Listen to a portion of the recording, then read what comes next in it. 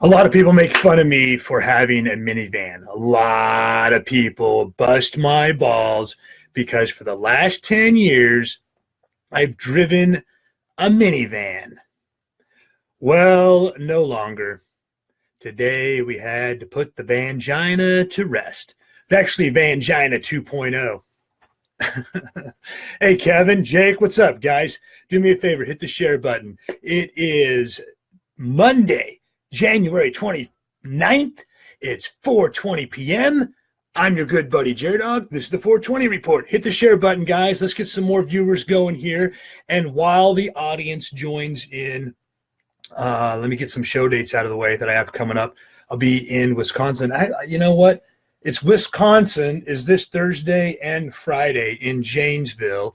Thursday night at Schultz's compound. Shout out to Jack Herndon and all the Redneck Fest crew from back in the day that are going to be putting that show on. That is in conjunction with the other show I have in Janesville this Friday night with Katrina Brown, the He Said, She Said comedy show, the comedy battle of the sexes at Crosby Place. Hey, Trisha, what's up? However, they're both sold out. They're already sold out. So, you know, if you don't have tickets, you're fucked. Sorry, I don't know what to tell you. Then we travel all the way to Ashley, Ohio this Saturday, February 3rd for a show at Give Eyes. So everybody in Give Eye, I think that one's sold out too, or it's going to be packed. I'm not sure what the deal is there. But in any case, today is the day that I put an old friend to rest, said goodbye to an old friend, the Vangina, JerDog's one-man tour bus. Yeah, it totally. I drove that thing till the wheels fucking fell off, like literally, pretty much literally, till it blew up. It completely blew up. Hey, Nadia. I was heading last week on my way to Portage, Wisconsin, and got to Dubuque, Iowa, and it just started to overheat, and the gauge was way up over the H. Like this thing was ready to explode. Steam and smoke coming out of the hood. And then as I'm coming up, I hit the last exit, not knowing that it was the last exit. And the next exit wasn't until I got across the bridge that went over the Mississippi River. So here I am driving the JerDog one-man tour bus with steam and smoke and everything. Not that kind of smoke. Steam and just, black shit just barreling out of the hood as I'm crossing the bridge from Dubuque, Iowa into Hazel Green, Wisconsin over the fucking Mississippi River, man. I thought I was doomed. That's probably been one of the scariest moments of my entire career as a road comic, driving a van that's about to explode over the bridge across the Mississippi River. Hey guys, hey, how's everybody? Randy, what's up? I had a pretty scary experience heading up to Bay City a couple weeks ago when I was just cruising right along. Same van, same thing, man. That thing's been with me through all kinds of adventures, rain, sleet, or snow. On the way up to Bay City, it got stuck in that blizzard, and it got me through, It was a good vehicle for going on the road. A lot of people made fun of me for driving a minivan, but I still contend to this day that a Toyota Sienna minivan is the perfect road comic vehicle because you can take the seats out, so you can do a little one-man tour bus on the inside, have like a little private, portable dressing room, and it gets pretty good gas mileage. It's fucking easy to fix. There's plenty of places where you can go to take a Toyota in, and they'll probably have the parts right there and just be able to help you out and get you going on the road. If you can't fucking do it yourself, that shit's so easy to work on that if it breaks down on the way to a gig on the side of the road and you got just some basic tools, most of the time you can do just enough to get your ass back out on the road. It was fucking perfect. It was perfect. It's a great car to have as a traveling road comic. I'll still contend to that to this day, no matter how much anybody wants to make fun of me for driving a minivan. I'd hear that all the time. What are you, a soccer mom? What are you, a soccer mom? That's kind of the idea. It's when I'm driving down the highway, I'm less likely to get pulled over because the cops think it's just some soccer mom. If I'm not paying attention, if I'm looking down at the radio or I'm checking a text message, and yes, I do text and drive. I think that that's perfectly okay to do. I don't care what anybody says. I'm not typing typing out full paragraphs like some girl at the mall. I'm typing out like, yes, be there in 5, on my way, shit like that. Most of the time, phrases that are already programmed into the fucking cell phone. So you're not sitting there going, boop, boop, boop, boop, boop, boop, boop, boop. But every once in a while, you do get a little bit distracted and you sort of, swerve off onto the shoulder. And that's when the cops will want to pull you over. But if they see you in a minivan doing that shit, they just think it's some soccer mom that probably had to turn around and swat her kid real quick or something like that. They're not going to bust a minivan. That said, I was pulled over probably on a monthly basis. But I also put 1,000 miles plus a week on that fucker, man.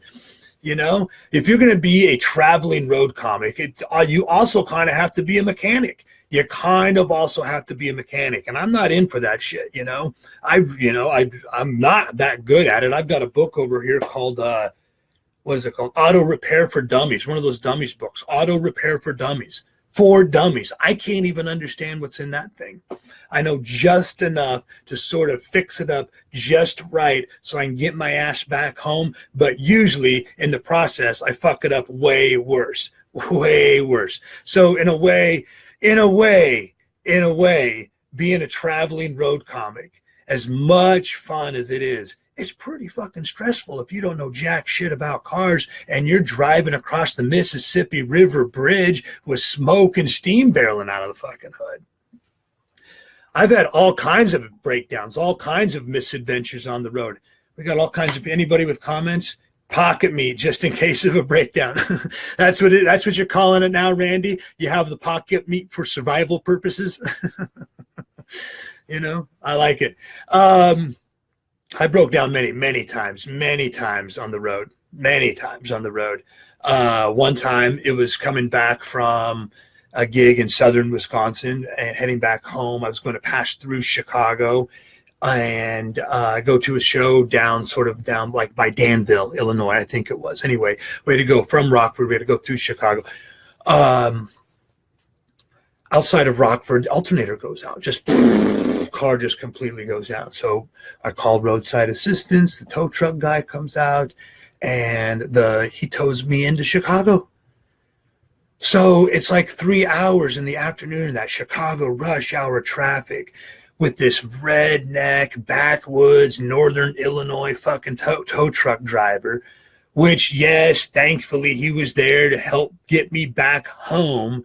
But I had to sit there, and Josh Alton was with me on this trip too, I remember now. We had to sit there in the fucking front seat of the tow truck for 3 hours, listen to this guy tell us joke after joke after joke after joke. It's like once he found out we were comedians, it was just joke after joke after joke, and like a lot of times we can see the punchline coming a mile away, and they were just, each one was just raunchier than the previous one. It was just like the dirtiest, most shocking, crazy shit he could fucking think of. And we're just like, the whole time just groaning, but also still wanting to give him some courtesy laughs here and there, because I didn't want the guy to get all pissed off and then just drop us off in the middle of nowhere and then be stranded and have to call roadside assistance again and explain that the reason why we can't actually make it into the repair shop in Chicago is because we offended the tow truck driver for not giving him the fucking courtesy laugh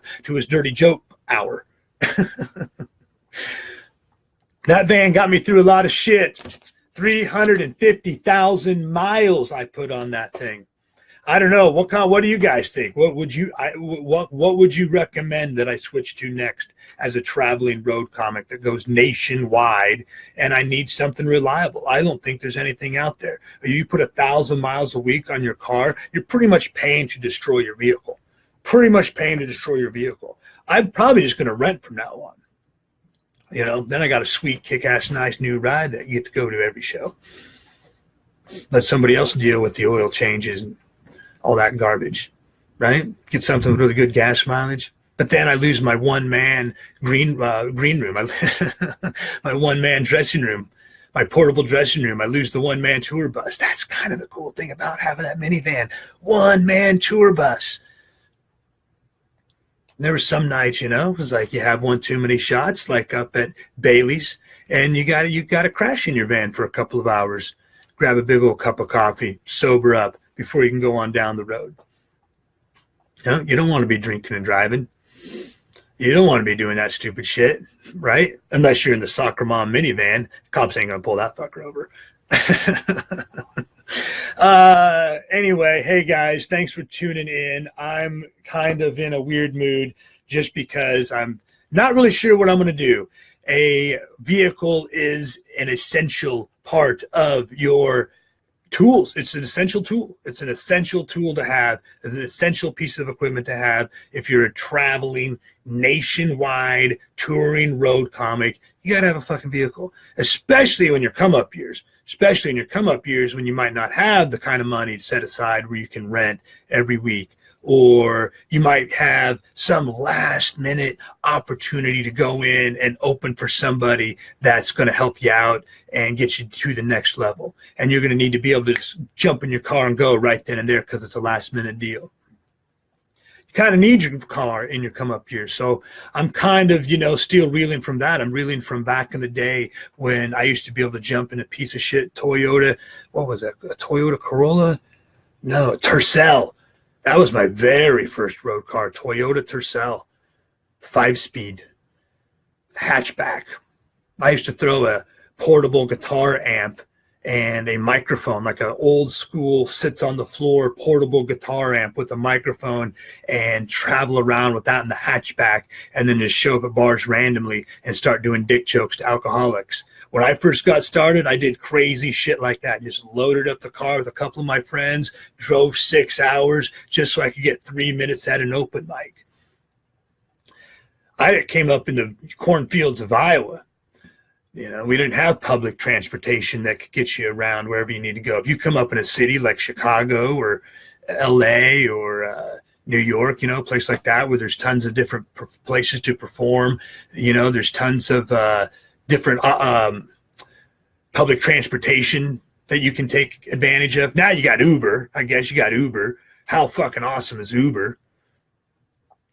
But back in the day, I used to have to pack up my Toyota Tercel and drive cross country, do 17-hour drive just to do 30 minutes for $100 and drive all the fucking way back up to central Iowa for a gig in a bowling alley, then drive all the way down to the Kentucky through the mountains. I did a gig one time. I had to come up to Chicago. I did 2 or 3 nights in Chicago. Then I drove 12 hours overnight through the Appalachians back to Atlanta, Georgia, so I could do 5-6 hours of Comedy Wild West shows the next day.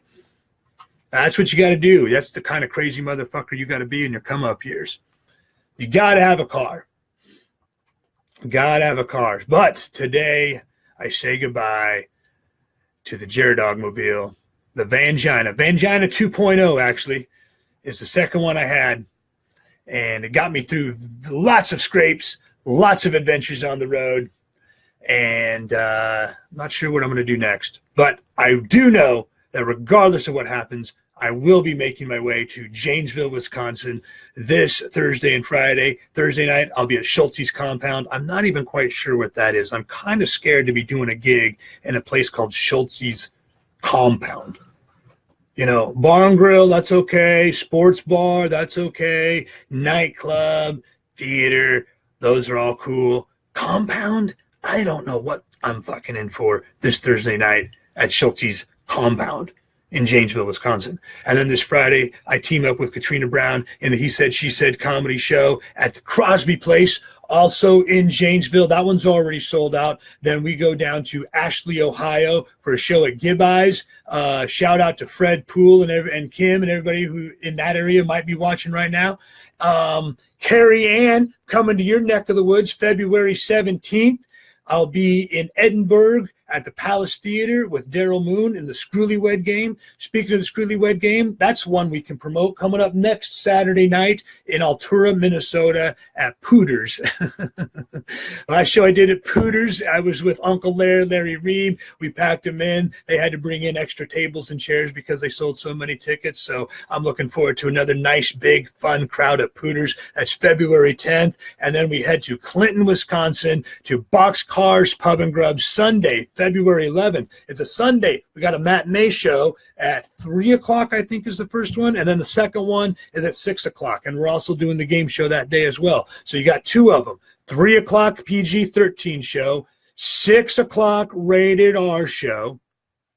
You guys know, we don't hold back. We're just doing PG-13 for that first one. We're going to tape it so we can send it out to some companies to book some company parties, because that is a really fun audience participation show. Newlywed Game. It's basically the rated R version of the Newlywed Game, except you don't have to be newlyweds. You don't even have to be married. It's just got to be two people that are willing to get on stage, answer questions, fun, prizes, make a jackass out of yourself. I know there's a few of you out there watching right now that are willing to do that and would love to watch a show like that. So come on out to Pooters for all my Minnesota friends in Altura, Minnesota, Wisconsin peeps. That's going to be going down at Boxcars in Clinton, February 11th. Yeah, 2 shows on a Sunday. And then we head to Edinburgh, Illinois on February 17th for a show at the Palace Theater.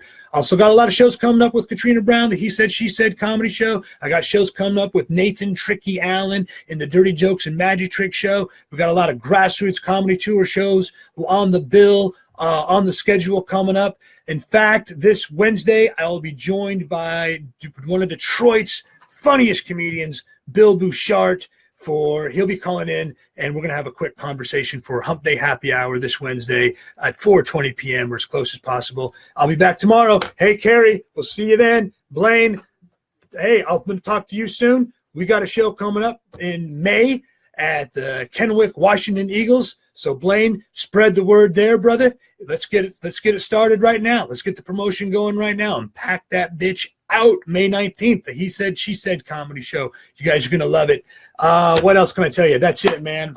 That's it. I'm going to go mourn the loss of JerDog, the JerDog's tour bus, the portable green room, the minivan, the Vangina 2.0 will no longer be with us.